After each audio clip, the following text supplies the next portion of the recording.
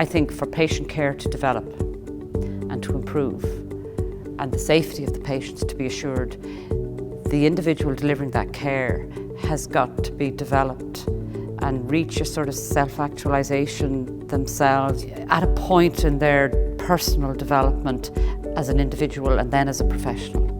And that doesn't come through just sitting in a classroom. I think there's plenty of opportunity now, and indeed plenty of latitude for some form of development other than the narrow meaning of continuous professional development that nursing heretofore would have seen, which is X number of days in terms of whether it's a conference, whether it's a clinical meeting, whether it's mandatory training. And I think perhaps the faculty has that opportunity to really look at that in terms of methodologies of reflective practice and getting other ways in which adults can demonstrate how they actually have progressed. Having an environment where the nurses can be made aware of all of the subjects that are related to leadership, and awareness that processes such as politics, understanding organisational behaviour and organisations as social entities,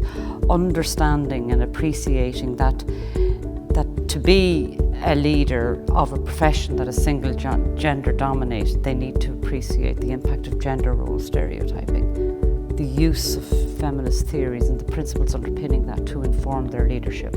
And I think then there's the other dimension to continuous professional development, which is the whole area of competence assurance.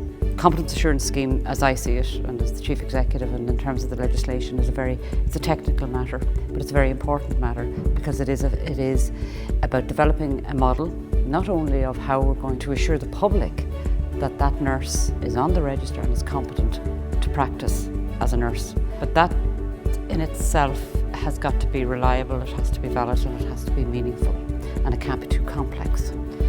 If you look at continuous professional development, that is a much wider remit, and it's a much broader process, and it is something that has to be engaged.